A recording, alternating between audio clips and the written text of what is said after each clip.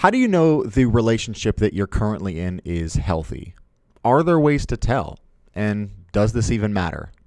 Let's talk about that.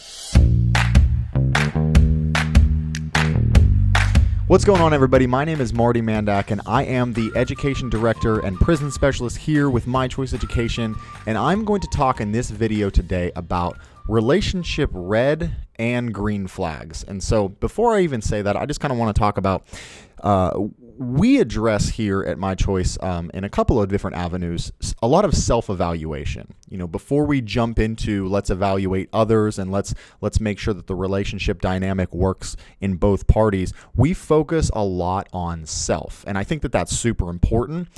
But if at any point there is something happening in the other party where this person is doing things or acting certain ways or saying things that aren't necessarily the healthiest for the relationship involved, you can actually find yourself very easily entrapped in a manipulative or an abusive or just an all-around unhealthy relationship. It doesn't even have to go to the extreme of abusive. It just might not be the healthiest it can be. Not saying that you need to detach from that relationship by any means, but there's some things that you might be able to do in order to strengthen that relationship on both ends. And so self-evaluation is a big part of this, but it's also just evaluating the entire relationship as a whole. And so what I want to kind of just introduce you to really fast is relationship red flags. But then I also don't want to just focus on the negative things, right? Because I want you to be able to look for the good in relationships as well, because it kind of goes along the lines, if you watch the video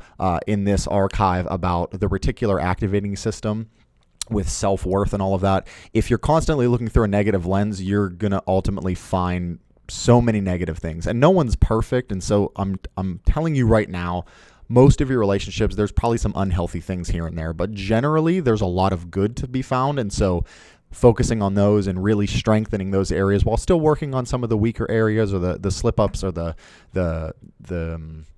more negative things in the relationship, the red flags, so to speak, even if they're not that serious, is still important to identify. And so with that being said, I believe that in this app, we will actually have like a relationship red flag inventory PDF or something available for you. If not, that's something that will be available for you, upon your visit to the clinic or even just online. There's all kinds of different like checklists. If you just look up relationship red flags, most of them are generally the same. Some include more, some include less, but typically what those do is it's kind of just an inventory sheet. It's asking you different questions that will enlighten you and make you realize almost, it's kind of like bringing to light, bringing to fruition this idea that maybe I'm not in the healthiest relationship. And again, this goes for romantic relationships.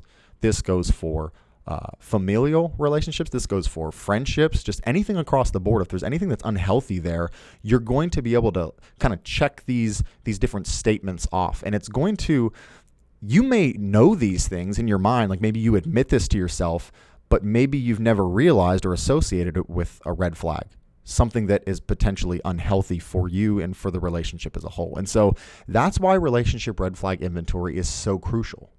It's because sometimes, without even realizing it, we know things about the relationship that we're in, either from ourselves or from the other person. And until we see that actually like on paper and it says, hey, this is a red flag, you may not ever admit that and you're not going to do anything about it then. And so this is kind of what we're doing. Is this is almost just like a stepping stone, so to speak, a starting point of, okay, where do I even begin in this process? And so all of that to be said, most inventory sheets kind of look like where you darken circles. You're asked a series of questions or there's a series of statements. And if you agree with these statements, you put a check next to it. And then adding those up will indicate a couple of different things. It may just be that your relationship, you just need to talk it out with the other person. That's very realistic. And I think that's, I don't want to even say most of the time. I don't want to throw that out there. I don't want to give any like false information, but I kind of want to say, I think at least in my life, the majority of the time, that's what needs to happen. It just needs to be a conversation between the two parties. Hey, I noticed this in the relationship, let's try to resolve that. And by the way, if you want to talk about conflict resolution, there is a video on that. So we won't be addressing that here, but we do talk about that. And so there's another category, so to speak, where you might need some outside mediation. You may need to go see like a therapist, or maybe get like a friend to kind of stand the middle ground in the relationship. You need some intervention. And so there's nothing to be ashamed about in that. Not at all, actually. You need someone that can be unbiased, that can hear your problems out and offer neutral solutions for both parties. And I think that's super crucial as well. But then there are those situations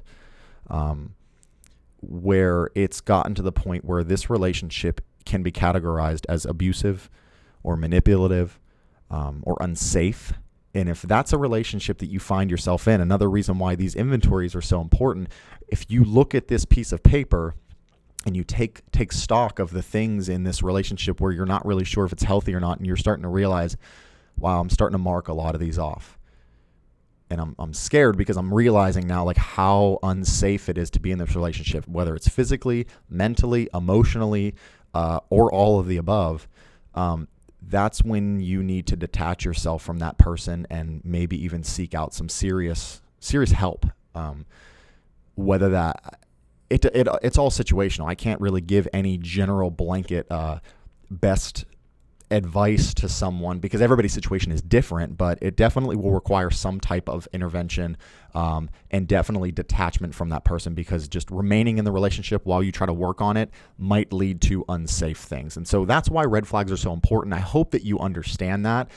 But now that we've talked about that, I kind of want to just flip it real quick and also talk about green flags, because green flags, a lot of people don't realize this, like this is stuff that we should be celebrating in all of our relationships. Things like this person that I'm in relationship with, whether it's a friendship, whether it's a romantic partner, whether it's a parent, whether it's a sibling, someone I interact with, they support my personal growth. They respect my boundaries.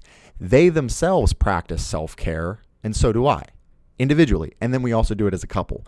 They're self-reflective. Maybe there's vulnerability involved. There's self-sufficiency. There's healthy hobbies. There's all of these things. So taking stock of those things as well can also kind of reinforce the relationship and make you grateful and thankful and really just appreciative of that other person. And it's something that I've done in some of my own personal relationships, especially, with my wife and looking at some of my close friends. What are some of the things that I've done wrong, but also what are some of the things that I've done right, and what are some of the things that they've done right and wrong as well. And it's made all of my relationships so much better, and I know it will improve yours as well. So don't take this lightly. Just take stock of this stuff. It's easier said than done. It's not just as easy as, we're not pencil pushers here. Well, okay, the piece of paper says this, so that's the end all be all. But at the same time, it's a great starting point, and it's really, really good resources to have. So if you have any other questions about that, please don't hesitate to talk about this stuff. We want to take that stigma away that it's somehow weird or not. You need to kind of carry your own or pull yourself up by your own bootstraps. No, reach out and talk to somebody. It's good. It's good to talk about this stuff. It's healthy to talk about this stuff, especially when there's unhealthy stuff involved and you need resolution for that. And you just might not have the tools necessary to kind of move forward. So that's relationship red flag and green flags. Take stock of them. And I promise you, not only will you be better because of it, but I'm telling you, your relationships will improve tenfold.